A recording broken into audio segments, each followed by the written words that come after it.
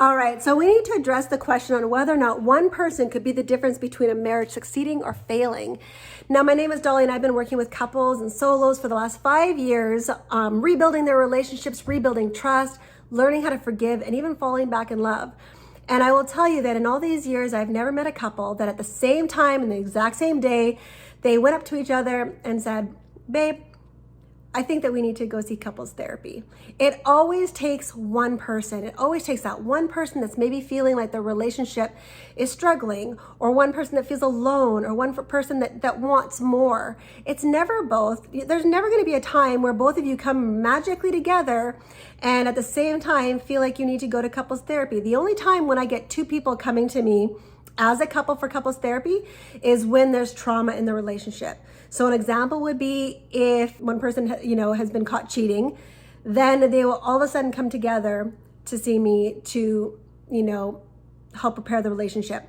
Or, it's when something traumatic has happened and then all of a sudden they're both willing. But there's always one person trying to get the relationship to be better and one person that's kind of putting the brakes on.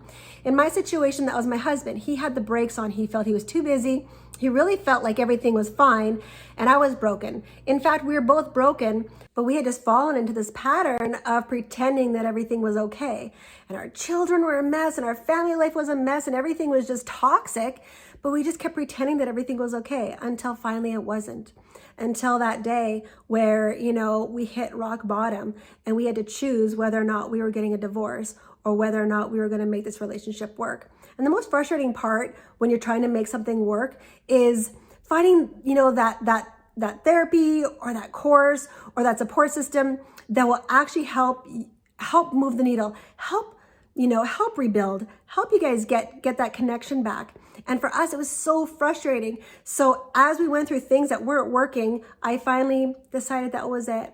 I needed to find something that was going to work. And I knew that with our jobs and our kids' schedule, it was just too crazy for us to be, juggling everything. So I dropped everything and I went 100% into marriage counseling and actually training as a marriage counselor, training in marriage coaching, training in life coaching. And I took emotive reactive therapy and cognitive behavior therapy and leadership training and scriptural courses. And I took everything that I could because I really wanted to find answers and, action steps that could help us rebuild a marriage that would be unbreakable. I wanted to connect. I wanted to feel loved and appreciated again by a man who at one point had no time to make me feel loved or appreciated. And I wanted to feel that passion towards him that I had so many years ago that I forgot what it even felt like.